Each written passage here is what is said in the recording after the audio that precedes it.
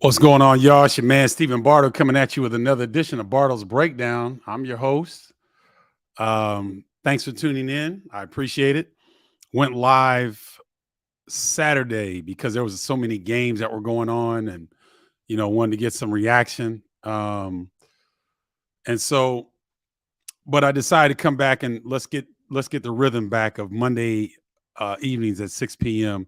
I may go 5 p.m. We'll see, but wanted to come on and talk about what's been taking place so far in this young season, and then also to talk about what to look forward to this upcoming week in the Big Ten. So, thanks for joining. You want to join the email list? You can shoot me an email, and I'll put you on the email list. It comes out once a week. Some people prefer to get that. Um, yeah. So let me see. Oh shoot, I forgot something here. Hold on. Anyway, let me get to this, man, and I'll pull that up a little bit later. I want to give you a quick run through of what happened since Saturday, and then we'll kind of preview what's coming up this week. So, Illinois and Virginia had a very spirited contest in the championship of the Las Vegas Invitational. And I was really impressed with the Illini all weekend, what they did to UCLA, especially in the second half behind their press. And then they were up. The Illini were up 3 or 4 points in the last 3 minutes of the game. But Virginia shows you why they have five fifth-year seniors and two regular seniors. They've been in these situations and they didn't budge. And Tony Bennett, tip your hat to him, because while the Illini were struggling to find their way offensively down the stretch in the game, the Cavs closed on a 14-3 run, and they got everything at the rim. They were not settling for jump shots. They were getting to the rim. They were getting and ones. They were getting fouled. They're getting to the free throw line. And that demoralizes your opponent, especially deep in the game. And Tony Bennett did some really, just kind of did some clear outs, but he, had the off weak side of the floor occupied by, false movement, but then told his guards, go off the bounce. Armand Franklin, Beekman, Kahee Clark got to the rim at will when they needed it most. And so there's no knock on the Illini in this game. It's just more kudos to Virginia. And blessings to the Virginia community for the loss of the 3 football players earlier in this week. And the players played with something on their hearts, and they played like it. So I congratulate the Virginia Cavaliers, who I've been saying since the preseason, I think they're going to win the ACC. I know that North Carolina is #1 team in the country right now. I know people are very excited about Duke, but there's something to be said for experience, which North Carolina has. They have experience as well. But I like Virginia in the way that they play together, and they know where the ball needs to go. They're physical, they're big, and they have some depth. So this is a very good team, and nothing for Illinois to be ashamed about, because that was a great game. Now, the surprise team in the Big Ten right now are the Maryland Terrapins. They are waxing people. They're 5-0. They're not only beating teams, they thrashed St. Louis. St. Louis has one of the best point guards in the country. They're, I believe, preseason top 3 in the A10. Very solid team, very good team. And Maryland took them apart.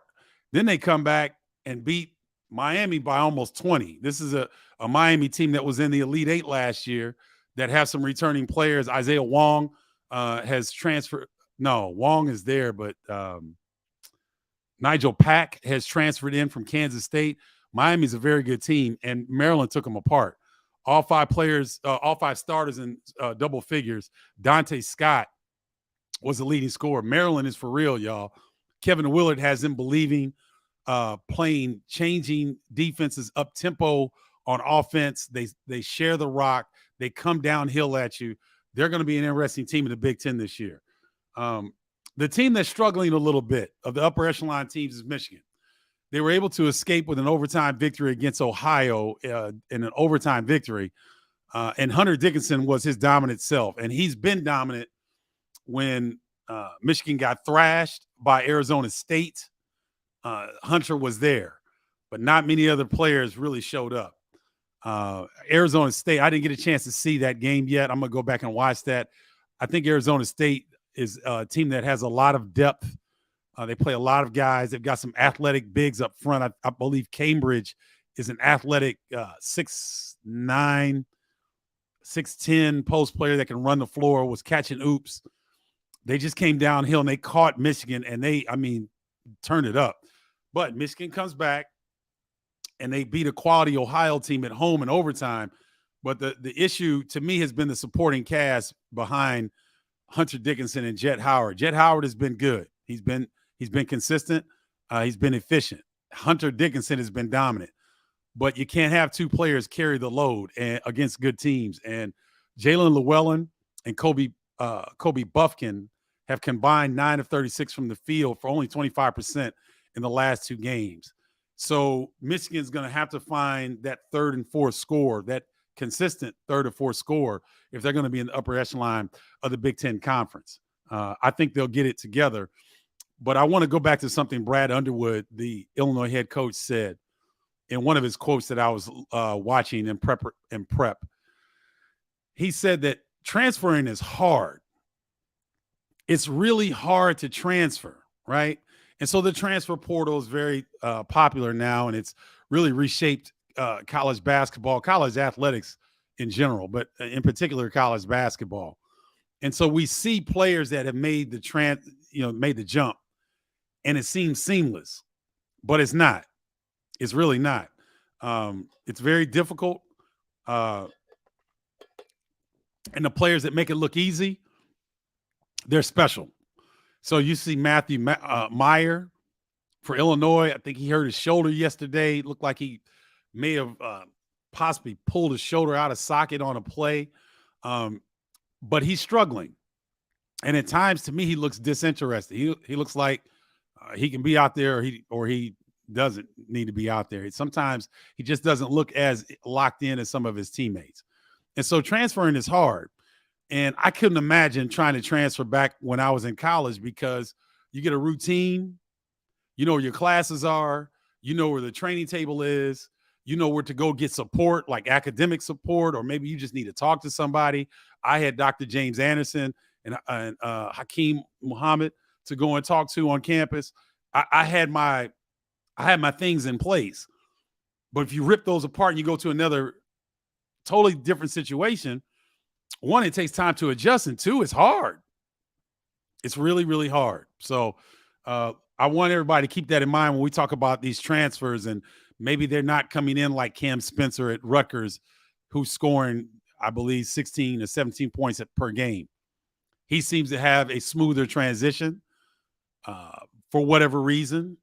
Might be his personality. It might be the way that the Rutgers program has welcomed him in. He may feel comfortable. He may have some experience there. I don't know.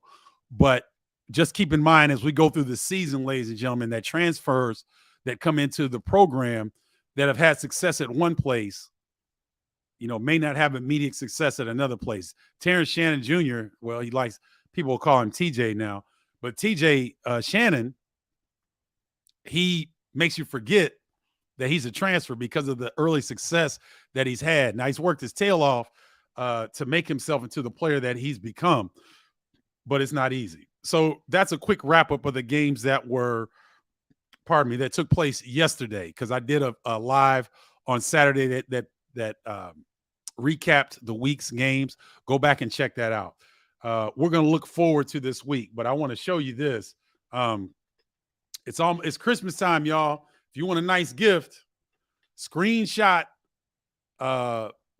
shopcustomizeit.com product category breakdown. These are sweet. I got some hot tea in here for my voice. My allergies are bothering me because the dust and dander counts are really high. It's extreme. So you see my eyes, I might look a little crazy because my eyes are scratchy and I'm having this sinus drainage. But this is helping me because this is cold or hot. And I got hot tea in here. I got the metal straw, which is environmentally friendly.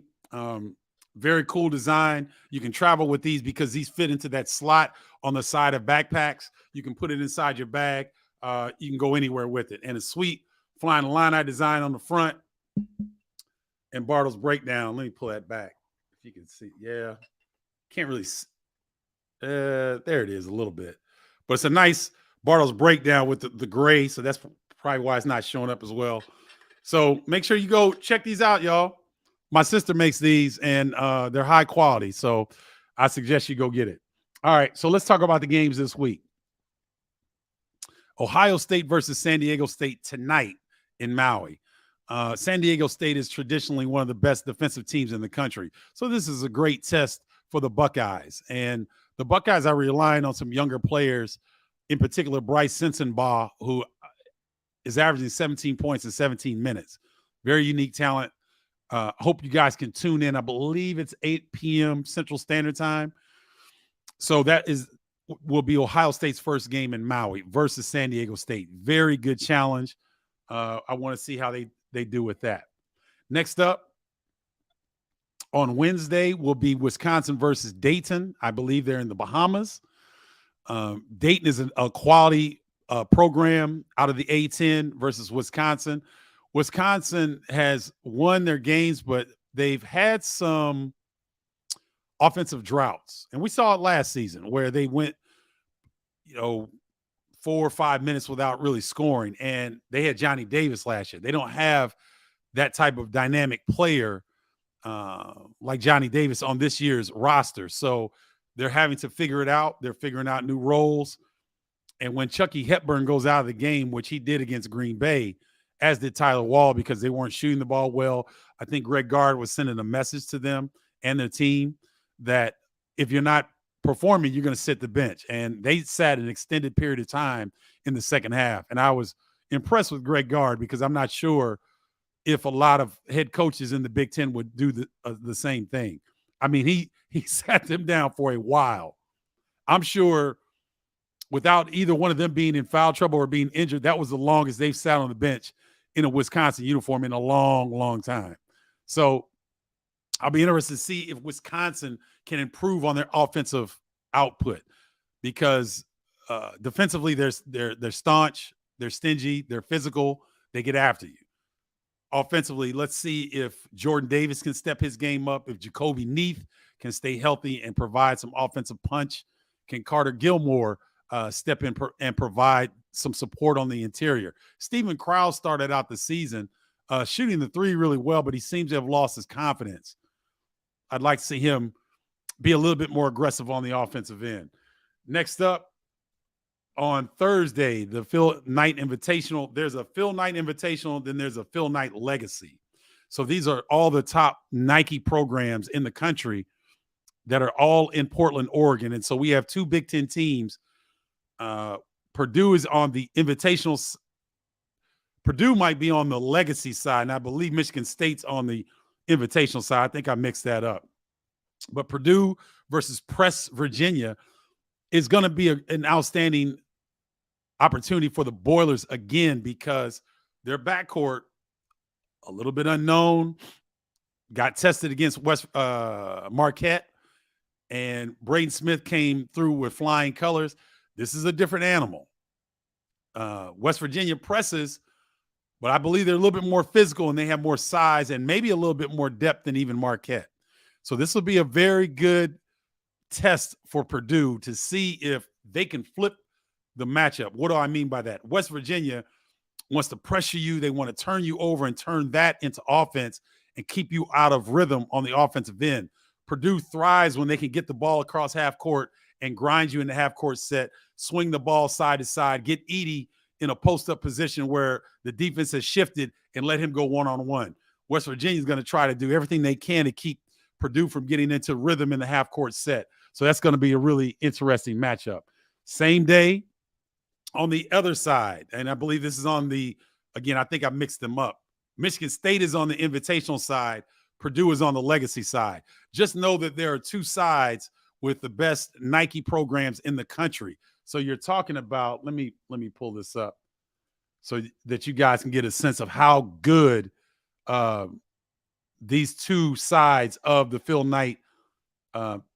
So the Invitational side has North Carolina, Portland, Iowa State, Villanova, UConn, Oregon, Alabama, Michigan State. And on the legacy side, there is Duke, Oregon State, Florida, Xavier, Purdue, West Virginia, Portland State, and Gonzaga. So you're talking about Gonzaga, Purdue, West Virginia, Xavier, Florida, Oregon State, and Duke on one side, Carolina, North Carolina, Iowa State, Villanova, UConn, Oregon, Alabama, and Michigan State on the other. Incredible, incredible tournament. Best one of the year. Make sure you tune into that. Michigan State will start off playing Alabama. The gauntlet is real in East Lansing, baby, and Tom Izzo has the team that can handle it. They have the team that can handle it.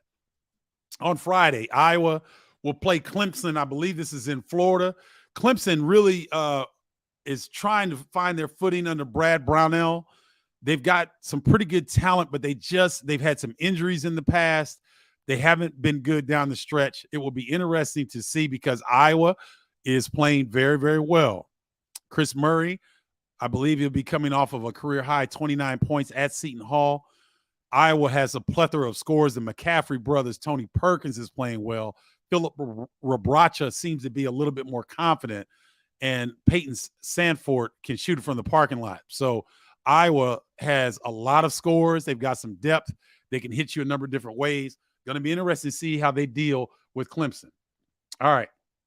Here's my Big Ten power rankings. I'll try to do this once a week. And I won't go through the whole conference. I'll go to the top 5 this week. And as we get further into the season and we have more data points, I'll extend to maybe to a top 10. I don't want to go past that, but I'll do a power rankings for now, the top 5.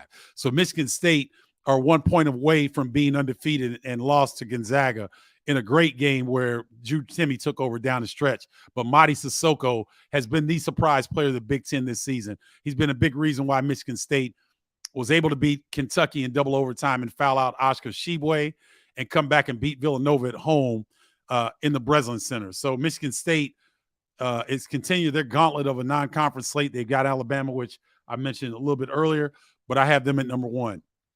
I have Indiana number 2. They're undefeated. And the reason why is because they went into a road game, one of the toughest venues in all of college basketball. I said this on Saturday. I'm going to say it again. If you call yourself a college basketball fan and you want to see the best college basketball venues in the country, the Xavier Musketeers in the Centos Center in Cincinnati, Ohio, you've got to go. I've done multiple games in that venue. The Xavier fan base is knowledgeable, they're loud, and they're antsy, they're aggressive, and they get you in that Centos Center. I believe it's 10 to 12,000 range, but they're right on top of you. It's a great facility. Cincinnati is a great basketball market, and Indiana went in there and beat Xavier, who I believe is preseason 2 in the Big East this season. I think the only team that can probably go in there and get a victory is the preseason favorite Creighton, who had a very good victory over Texas Tech in their opening round matchup in the Maui Invitational. So for the reason that Indiana is undefeated and they went in to a physical ass game. I mean, they were snot, blood, spit, tears, you name it. It was flying in that game. It was physical. And Indiana held on. Indiana had lost 10 straight non-conference road games going into that game, and they found a way to win. So this is a different Indiana team, and that's why I gave them a slight edge over number 3, Illinois. Illinois, great victory against UCLA on a neutral court. And then they come back and lose a tough game on the same neutral floor in Las Vegas to Virginia. No knock on Illinois. And ladies and gentlemen, we're only in week 2. Starting week 3 of the season. This is going to shift so much throughout the year, but no knock on Illinois, right? But I put Illinois and Indiana over Maryland because of the caliber of their opponents. Maryland is 5-0. They're the surprise. I think Michigan State can be considered the surprise team because no one in the Big Ten thought that Michigan State would handle the first 3 games in the fashion that they did. Right? That no, I didn't. And anybody that says, "Oh, I knew this," outside of Tom Izzo, who knew it at the Big Ten Media Day. He knew he had a good team. He had a smirk on his face. He knew, but nobody outside of that really knew how good Michigan State was going to be. So Maryland, 5-0, they've been smacking people. They thrashed St. Louis almost, but like 28 points. They handled Miami by 18 to win the championship of their tournament. I can't remember the name. It was in the Mohegan Sun Resort out in Connecticut, but an outstanding tournament victory for a championship for the Maryland Terrapins under first-year coach Kevin Willard. He's really done a great job of getting these guys to quickly understand what their roles are, to develop the chemistry. Don Carey, who was struggling early in the season, was really starting to shoot the ball well. He shot it well against St. Louis, and he came back again against Miami with a solid game. So Dante Scott, Julian Reese, Hakeem Hart, Jameer Young, and Donald Carey are playing extremely well, and they're starting to get some nice contributions off the bench as well. So Maryland, a strong 5-0 at number 4, and I put Purdue at number 5, surviving the scare at home. They were down 9 in the second half versus Marquette, but they were able to overcome that deficit to win. Now they've got a gauntlet. They've got to go out with Michigan State out in Portland in that Phil Knight Invitational. We'll see what they're made of with their first game against West Virginia. So that's my Power 5 rankings. And I want to show you guys this. The reason for excitement this season is because in years past, the Big Ten did not do this well in the early non-conference slate. Now, this PK Invitational, the Maui Invitational, and the upcoming ACC Big Ten Challenge will go a long way in the national perception of the Big Ten moving into the Big Ten conference slate. Okay? So these games this week, and then the next 2 weeks, the next week following that, the ACC Big Ten Challenge will really set the tone for the way that the media, for the fans, for everybody around college basketball, it will set the tone for the perception of this season in the Big Ten Conference. So Big Ten doing very, very well early on. Okay. Got some comments here. Let me get to my people here.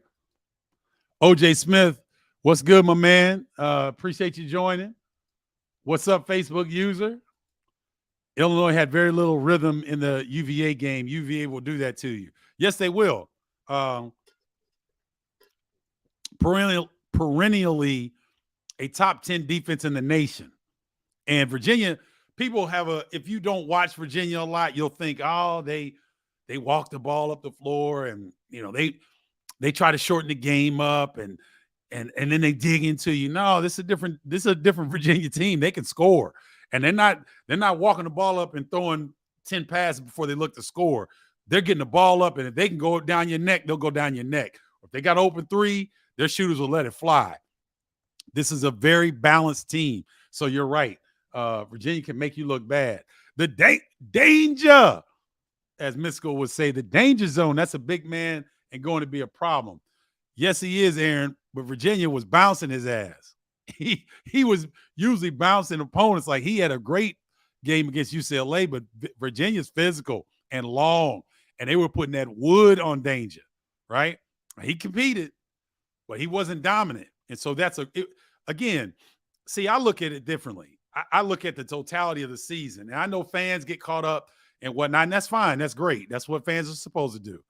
But I have a long-term perspective, and watching the Illini closely, I was so happy that they're testing themselves this early like this, because Virginia, to me, is a Final Four contender. And when you play a team that's as balanced and as old as Virginia, you're going to learn a lot about yourself, right? So for 47 minutes or for 37 minutes of that game, Illinois was winning that game. They were up 3 or 4 points in the last 3.5 minutes. So they got a lot to be proud of. But it's that last 3 minutes where the good teams are separated from the great teams. And so danger will be a problem, but he learned a lesson against the bigs of Virginia. Illinois is a very talented team. I think they're trying to figure out their identity against the veteran Virginia team. Have much time to find yourself. Yes, I agree. Illinois will be there in March. Another early game decided by a returning roster. Yes, let's see in March. Yeah, Maryland scares you. They should scare you because Maryland's good. What's up, Caleb Barkley? How you doing? Good to see you. Thanks for tuning in. I went to St. Louis game this year. I was shocked to see them get destroyed by Maryland. Listen, y'all, Maryland is tough. See, like the thing with Kevin Willard's style in the Midwest and the Big Ten, a lot of time, I don't think Big Ten fans watch a lot of Big East basketball. They didn't see Seton Hall. He had some outstanding Seton Hall teams. He had one team, and the young man's name, Whitehead. His last name was Whitehead. Not Derek Whitehead like the kid at Duke right now, but this guy was a guard. He was tough. And he got hurt right before the NCAA tournament. They had a second weekend team when Kevin Willard was at Seton Hall a couple times. They had bigs up front, physical guards. They would beat your behind on defense and do some creative things on offense. This Maryland team has bought in early, and they are playing extremely well. And Julian Reese, my teammate on Big Ten Network, Trey Demps, thinks that Julian Reese can be the fifth best big man in the Big Ten Conference. And I thought he was crazy for saying it. But the more I think about it, the more I go in my Rolodex and think about it, it's like, Julian Reese could be the fifth best big in the Big Ten. He could be the fourth best if he keeps playing the way that he's playing. So I agree with you. St. Louis is a quality team. They're a tournament team. Happy Thanksgiving to you, LinkedIn user. Go Illini. Hunter got his lunch ate against Arizona State. The whole team got their lunch ate against Arizona State. It just wasn't a good matchup for them, Caleb. I got to go back and watch that game. I didn't get a chance to see it yet. I have it recorded. But it looks like they got dominated and overwhelmed with the speed and athleticism of Arizona State. You need a Daddy Brad shirt to hang up in your studio. Post a picture of one of those Daddy Brad shirts. I haven't seen those yet. I need a parking lot Brad shirt, though. You guys heard the story about the parking lot where Brad used to like to take people to the was it the Hardee's or Arby's parking lot where he grew up, and they would settle the score there. It's a funny story, but thank you, Caleb. I appreciate that. OJ Smith, danger has been a problem so far this season. A good problem for the Illini. And you know what? Kudos to Danger because he's done the work with his body in the offseason. He's put in the dedication, the work, the discipline to get himself in shape to be the type of player that he is right now. So congratulations to him. Syracuse is playing right now. Okay. Not really interested in seeing Syracuse until they play Illinois because believe me, Brad Underwood will use Jim Boeheim's clip about how much the Big Ten sucked last year. I agree with the rankings. I haven't seen much of Purdue this year. Big Ten will be tough again this year. I agree. And we've often, the common theme early on has been the Big Ten's top will be good. The Big Ten's bottom will not be so good. However, Penn State has one loss. They look really good. They look really good. They had a 2-point loss to Virginia Tech. That's their only loss on the season. So Penn State's 5-1.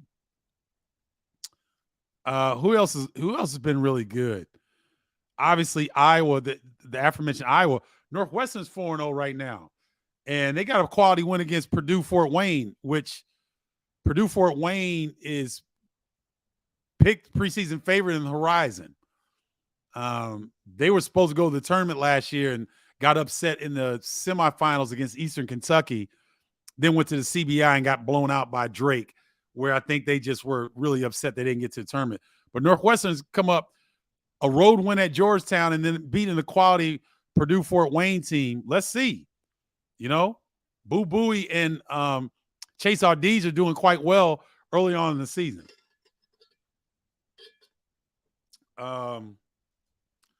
Curtis Dietz, I was in Vegas for the games.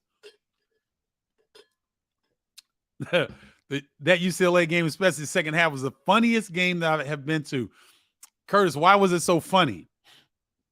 I thought it was outstanding. Sincere Harris will be etched in Illini Nation's memory for quite a while with that defensive effort off the bench. That was spectacular.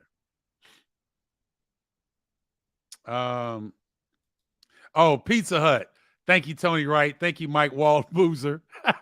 Pizza Hut parking lot where he grew up. They like to go and settle scores there. So Brad Underwood going to be looking for a Pizza Hut parking lot when Syracuse comes and plays Illinois in the ACC Big Ten Challenge.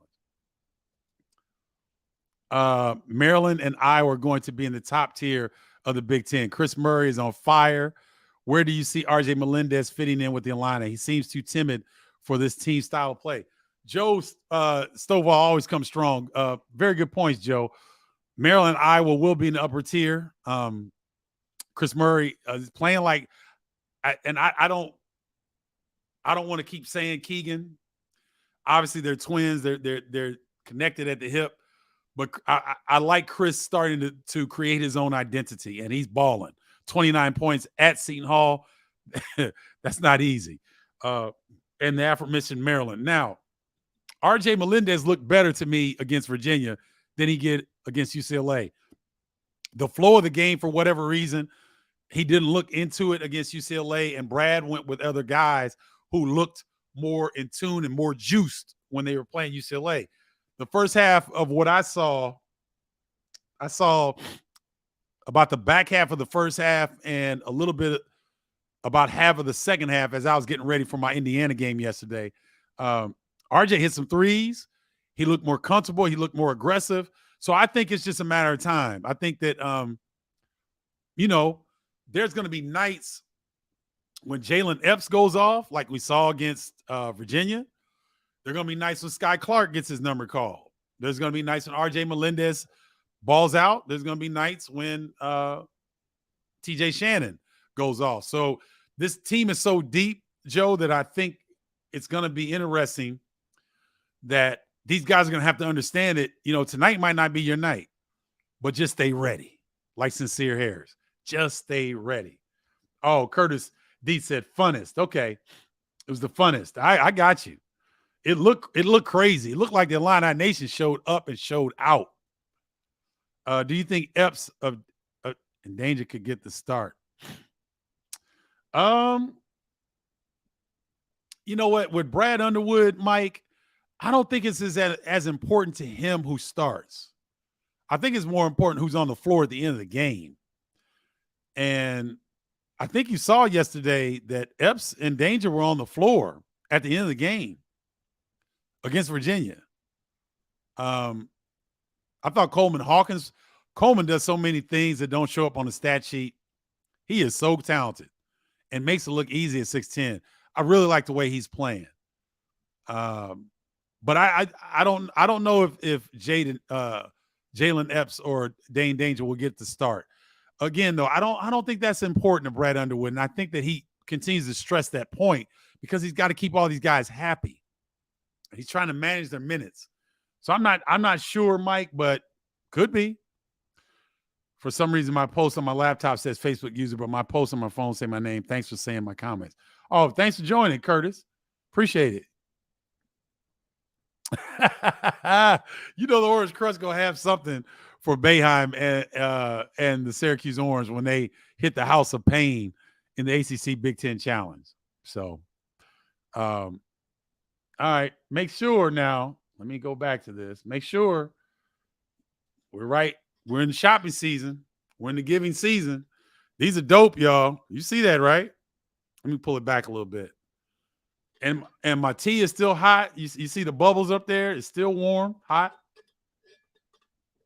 Keep my throat lubricated because you can hear the mucus and stuff from my allergies. My eyes look all crazy, but you know what? I'm going to come on and give it to you whether I'm feeling my best or not, because you know what? That's what we do on Bardo's Breakdown.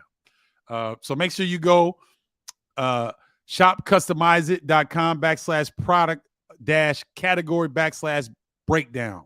Check it out. Let me know what you think. Order it, and then send me a post when you order yours. Send me a picture with you holding it up. I'd really appreciate it because that will go a long way in helping us um, sell some of these during the holiday season and during the college basketball season. Because everybody in Big Ten country needs a tumbler. Because none of us are in UCLA or USC yet. All right, y'all. I think I don't see any other questions. I think that'll do it for this edition of Bardo's Breakdown. Make sure you tune in. I always try to update and put some Crown Royal XR in that tea. Well, Joe, I'm not a Crown Royal man. I'm not. I used to be a Hennessy guy.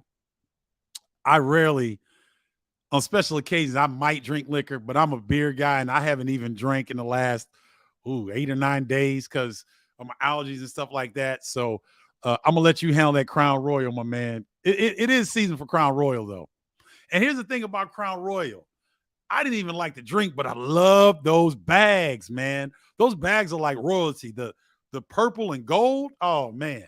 I used to put marbles and stuff like that, or like Hot Wheel cars. Ooh, I'm aging myself, but that's what it was. That's what Crown Royal meant to me, were the cool bags. I find somebody that bought some Crown Royal, man. You take the bottle, give me the bag. You started most of your career right. How do players prepare, handle playing some nights and other nights not get many minutes? You know what, Curtis? That's a great question. I guess I'll harken back to the some of my coffee breaks in the NBA when I was coming off the bench, because not to sound braggadocious or anything, I'm not trying to do that. I'm really trying to answer your question, but I didn't have that experience in college, in high school, or overseas. The only time I really came off the bench was in the NBA. So let's see.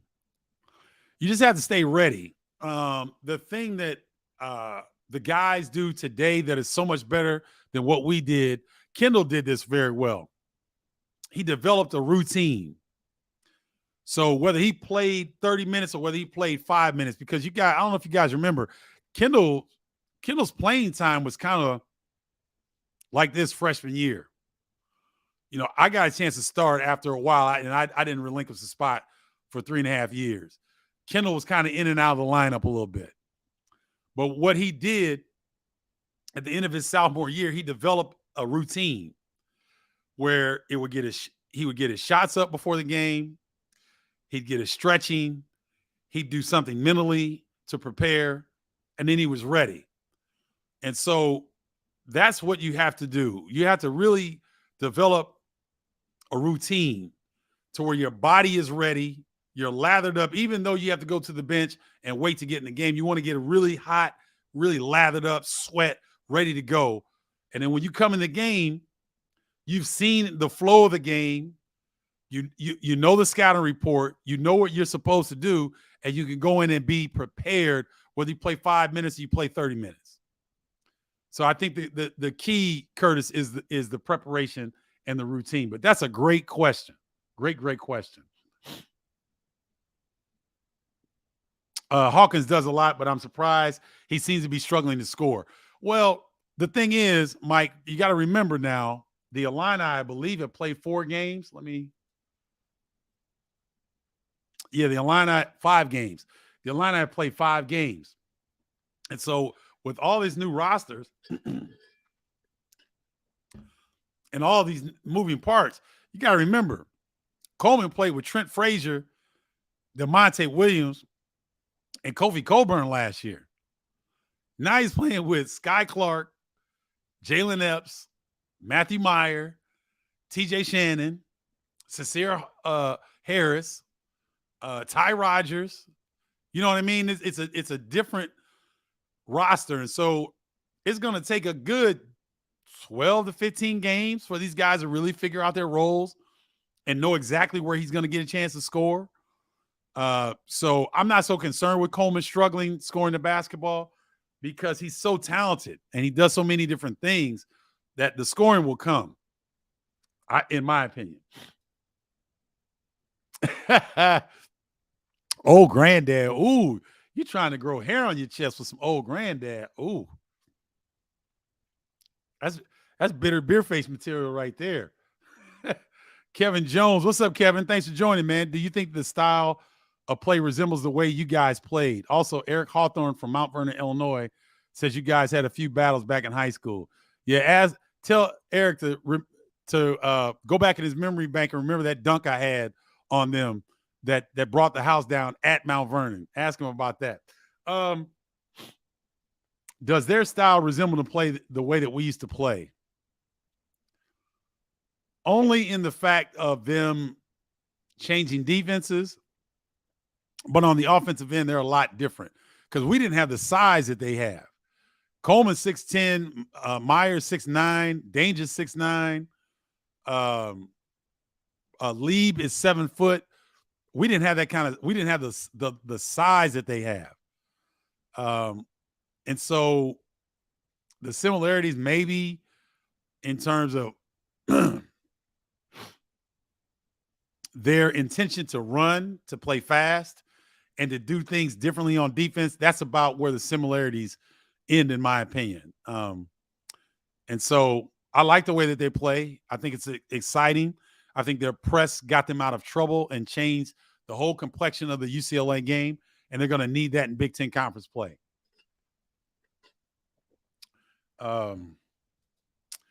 Gill and Head made the biggest improvements that I can remember in Illinois history. Yes. Now, Curtis, I'm explaining to you why that happened. Kendall played 4 years in one school under one coach. He didn't transfer. He didn't jump around. He stayed in one place. Luther Head, I believe, didn't Luther Head come out his junior year? But Luther Head was at Illinois the whole time with, I believe he was no, Luther got recruited by Self, but he stayed at Illinois the whole time. He stayed with D and Darren. They stayed together for years. That's where the improvements are. It's hard to improve when you got moving parts and you go to different school and you got a different coach, and it's hard. Now, TJ Shannon took Kobe Bryant's formula about stacking workouts. That's, like my dad in his infinite wisdom said that everybody in the country is going to be doing exactly what Terrence Shannon is trying to do until it's time to get your behind out of bed at 4:30 in the morning. It looks good on paper when you see TJ knocking down them threes and get to the hole. His body looks great. He's confident, all that. But, baby, college students getting up at 4:30 in the morning? Yeah, okay. That's more than a notion. If maybe college has changed drastically since the time I was there, because it's been a long time since I was there. But I thought college students, they like burning the midnight oil. And so typically the biggest improvements on players that I've seen, Curtis, have been with guys that have stayed in one situation, have stayed with one coach, have had some teammates that have kind of been around a couple years at least. So I don't disagree with you. I do not disagree with you. Those two guys made tremendous jumps in their career, but I think they were aided in the fact of the way that college basketball used to be. Mike Waldboozer, think Hawkins has been passing up some shots to help his teammates. Great observation, Mike. I think exactly the same way, because think about this, guys. Brad Underwood allows Coleman Hawkins to do anything on the floor. So he'll rebound. He'll get the defensive rebound. He'll start to break. He can play the point guard position. He can go on the post. He can shoot the three. He can put it on the deck and make plays for others. He's at the top of the press at 6'10". So Coleman is understands that, he can go at any time. He can get a shot at any time. But I agree with you, Mike. That's a savvy observation. Jonathan Taylor, like how the Big Ten has been showing up right now, but it won't mean anything until March. Illinois will have growing pains, but is an exciting brand of basketball to watch. Reminds me of Peoria Manual Rams growing up. All right. Now, I agree with you for the most part, but it does mean something because it's for seeding purposes. And so if the NCAA selection committee is true to their word, games in November are weighed as much as games in March. There's no difference. So I'll go back and show you that the Big Ten has the best winning percentage of all the Power Five conferences. That's huge, especially this week in that PK Invitational and then the ACC Big Ten Challenge. Depending on how the Big Ten does with that, that sets the perception and that gives the credence and the credibility for Big Ten teams to have a higher seeding come NCAA selection Sunday. So I do think it matters. I know what you're saying. I get the gist of what you're saying, but I do think it matters. I put some money on 35 tonight on roulette. Hey, don't get mad if you don't win though. Good luck to you, Curtis. I don't gamble because I'm no good at it. They burn that oil, especially in the pain. House of Pain, baby. Well, he better get up at 3:45 and shoot some free throws. It appears Sincere Harris may have the gill head DNA when it comes to potential. We'll see. Because that kid plays hard, Joe. Woo! That was the best defensive effort off the bench that I maybe have ever seen. I'm not lying. I've never seen a player at the college level, well, hell, any level, play with their hair on fire like Sincere did. He played to the point of exhaustion. He had to, I think Brad called a timeout because they were playing so hard that he sold out. And if you can get guys on your bench to come in and play, like that's how Houston plays. The Houston Cougars, to me, are the NCAA title favorite right now. I saw Houston go to Oregon last night and beat a very good, very tall and long Oregon team on Oregon's floor and dominated them. Now, it was close throughout. Oregon hung in there, but every time Oregon would get close, Houston would go up 12, go up 10, right? So they have guys that play to exhaustion. Houston plays so hard, and they don't turn the ball over. They share the basketball. Their roles are intact, and they get after you defensively like no other team in college basketball. Sincere Harris could play for the Houston Cougars. Not many players can play for Houston in the country. Not many guys want to play defense that hard. Sincere Harris played that hard.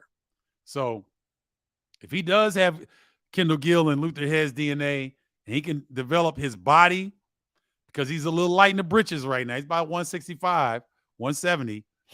But if he can get stronger, he doesn't need to bulk up. But if he can get a little bit heavier and get stronger, and his offense can come, because he's a decent 3-point shooter. But if he can figure out what his offense looks like, combined with that defense, you got yourself a player.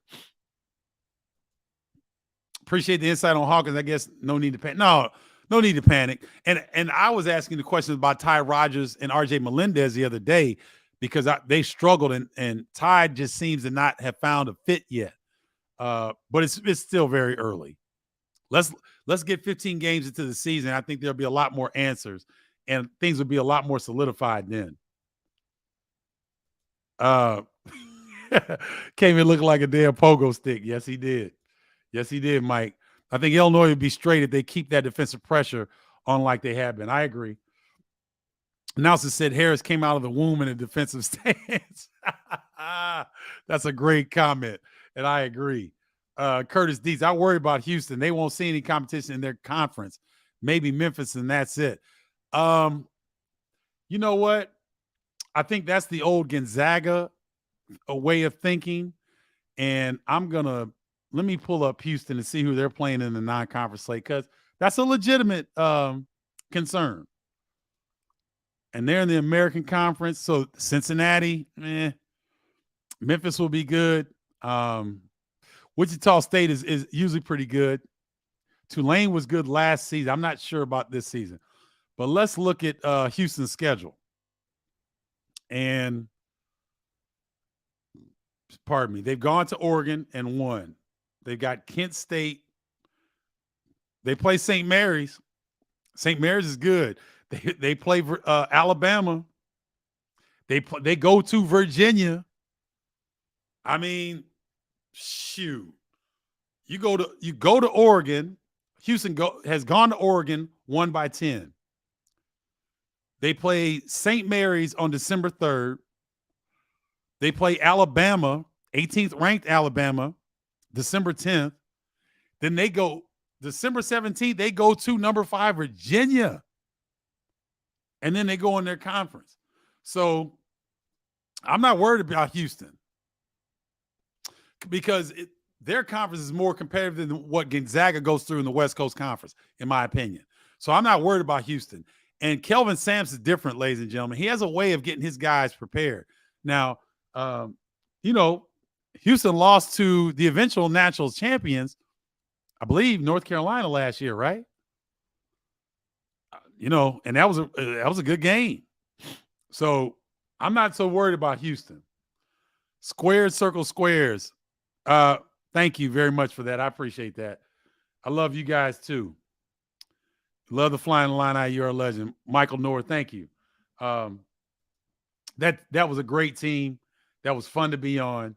And, I benefit professionally to this day from being the point guard on that team. And,